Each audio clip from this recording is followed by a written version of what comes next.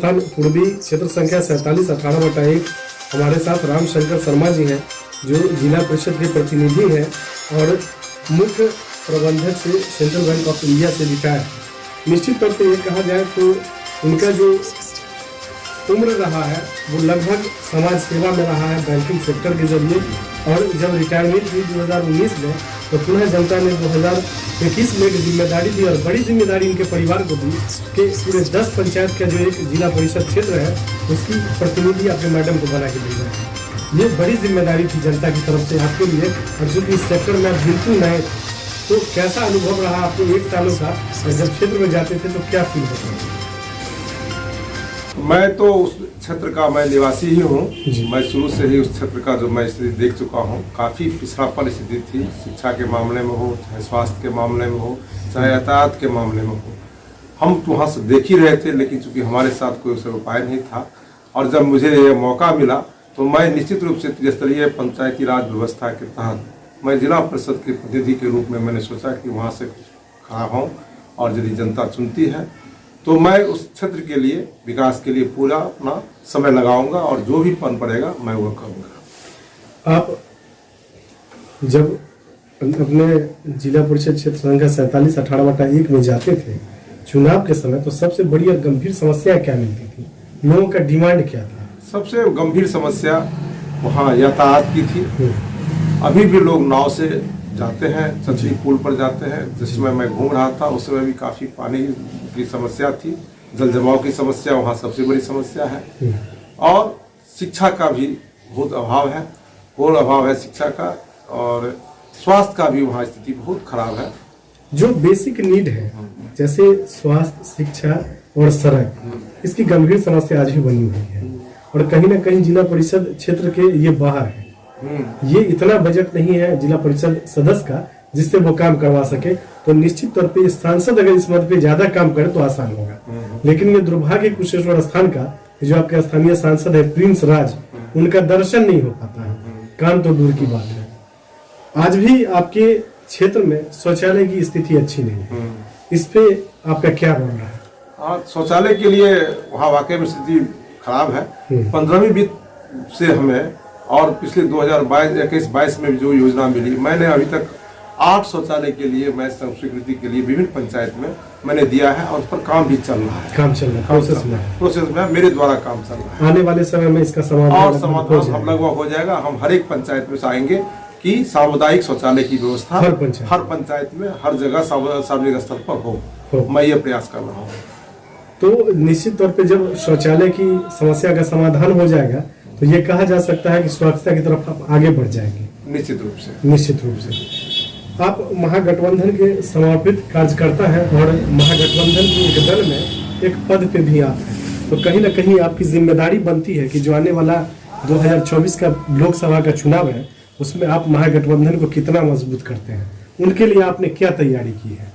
मैं अभी भी लगातार मैं क्रियाशील सदस्य हूँ, और मतलब एक अच्छे उन्होंने हमें पद का भी शिक्षक पोस्ट से दिया है, और हम अपने क्षेत्र में तो जब जा रहे हैं, और वहाँ भी अपने महागठबंधन के लिए अभी मैं जस्ट अभी 4 दिन पहले प्रखंड का राष्ट्रीय सम्मेलन हुआ था और मीटिंग हुई थी। मैं वहाँ लोगों से बातचीत किया, और वहाँ भी हम लगातार संपर्क में है कि हमारा महागठबंधन, चूंकि अब जनता दलीय और राष्ट्रीय जनता दल दोनों मिलकर के है, और वह क्षेत्र दोनों का क्षेत्र रहा है, अलग अलग क्षेत्र रहा है, लेकिन अब हम सम्मिलित रूप से हम लोगों को आह्वान करते हैं कि सब लोग मिल करके अपने महागठबंधन को मजबूत बनावे, और भविष्य में महागठबंधन सरकार हमेशा बना रहे।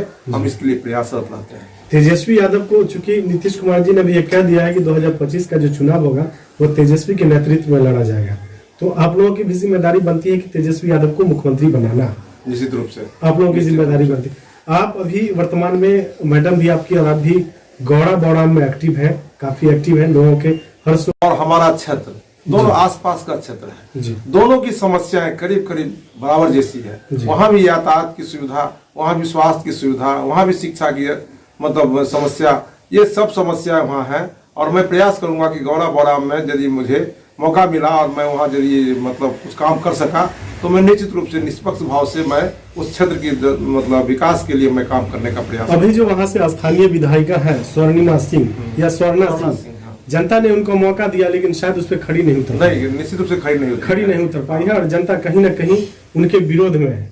जो उनका दर्शन होना चाहिए उनका नहीं होता है और यही कारण है कि जो लोगों की जरूरी समस्या है उसका समाधान नहीं हो पाता। निश्चित रूप से आप बैंकिंग के बड़े पद से रिटायरमेंट है, निश्चित तौर पे आपके परिवार में 2 पुत्रियां थी, आपने उनकी शादी कर दी और पारिवारिक जिम्मेदारी से फ्री है और एक बच्चा है जो IPS है। और ये कहा जा सकता है कि पारिवारिक जिम्मेदारी फ्री होने के बाद जनता ने आपको ये जिम्मेदारी दी जिला परिषद की। अब लोगों की ये डिमांड है कि अगर ऐसे लोग निस्वार्थ भाव से विधानसभा में जाते हैं तो जो विधानसभा में जो क्षेत्र की समस्या उसका समाधान के लिए आवाज उठाएंगे। आप क्या मानते हैं अगर महागठबंधन चाहे वो जनता दल यूनाइटेड हो या राष्ट्रीय जनता दल आपको सिंबल देती है तो आप पार्टी को क्या आश्वासन देंगे? निश्चित रूप से मैं पार्टी को यह आश्वासन देना चाहता हूं कि उस क्षेत्र की यदि जो भी समस्या है यह मतलब जनता को मैं विश्वास दिलाना चाहूंगा कि यदि मुझे मौका मिलता है तो मैं जो उनकी समस्या है उनकी समस्या के लिए मैं लगातार संघर्षरत रहूंगा और मैं उन समस्या को समाधान करने का प्रयास करूंगा। हम लोगों की सहयोग और शुभकामनाएं आपके साथ है। आपकी जो महागठबंधन है वो आप पे दाव लगाती है, आपको टिकट देती है, सिंबल देती है और आप चुनाव जीत के जाते हैं तो आपकी पहली प्राथमिकता क्या होगी? पहली प्राथमिकता होगी कि वहाँ की जनता से सब लोगों से मुलाकात करना, वहाँ की समस्या को एक एक करके देखना और उस समस्या के समाधान के लिए विभिन्न क्षेत्रों से, विभिन्न विभाग से, विभिन्न जगह से जाकर के मिल करके उनकी समस्या को समाधान कैसे किया जाए उसकी ओर हमारा ध्यान रहेगा ज्यादा।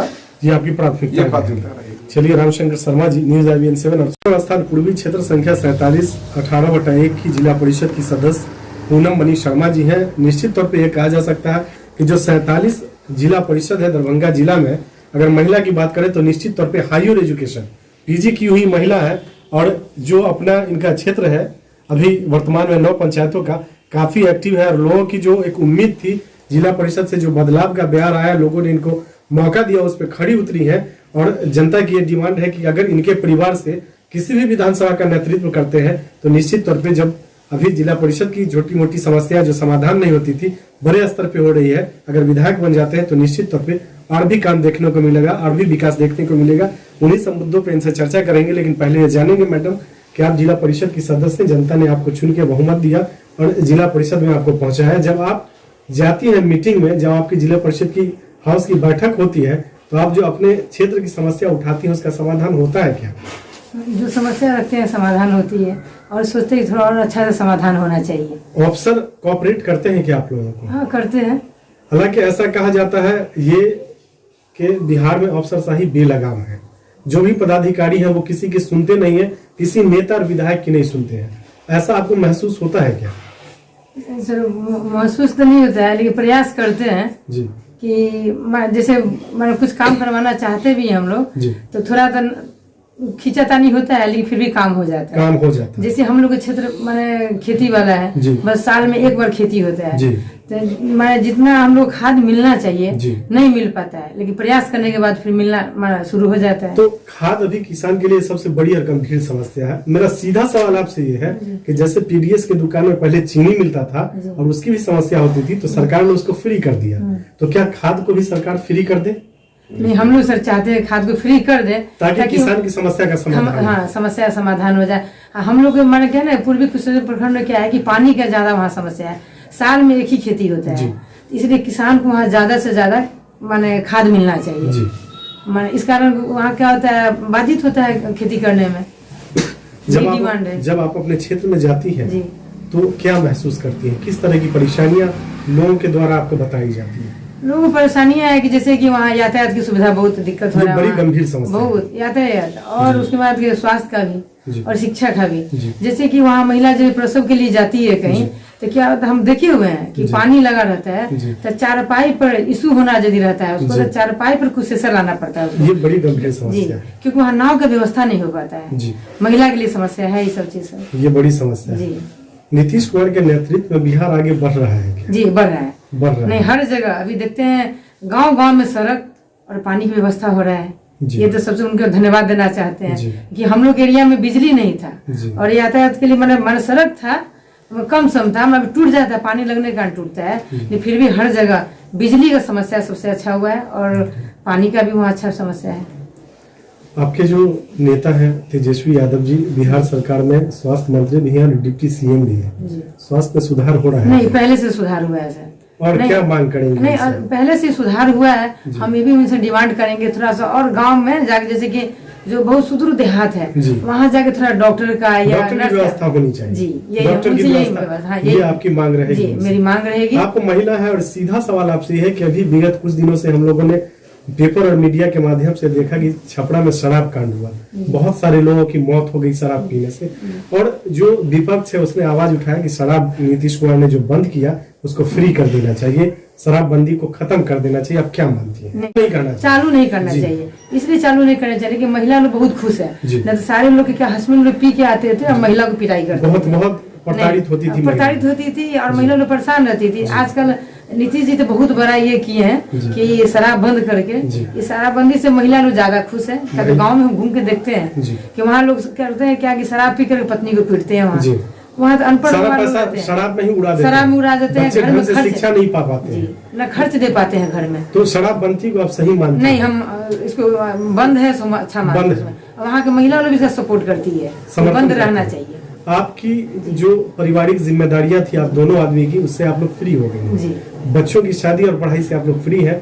निश्चित तौर पे आप जिला परिषद बनी, आपके परिवार का पूरा सहयोग रहा और आप जिला परिषद की मेंबर बनी, तो क्या आपके परिवार के जो सदस्य हैं, आप या आपके हस्बैंड सर, अगर इनको मौका मिलता है विधानसभा के लिए तो आप लोग तैयार हैं? जी सर, तैयार हैं। आप लोग तैयार जी, तैयार हैं। जनता के बीच जाएंगी तो क्या मैसेज रहेगा जनता? जनता के बीच में जाएंगे, हम बोले जिस तरह मैंने पहली बार लड़े और जिला पार्षद में 2600 वोट से आगे होना, और माने जनता हमको चाहिए तब तो माने इसलिए हम चाहते, यदि विधानसभा के लिए लड़ना चाहते तो वहाँ की जनता को खुद बोली है कि मैडम आप लोग जैसे यहाँ आदमी आना चाहिए ताकि यहाँ का विकास होना चाहिए, और इसमें हम खड़ा उतरेंगे वहाँ पर।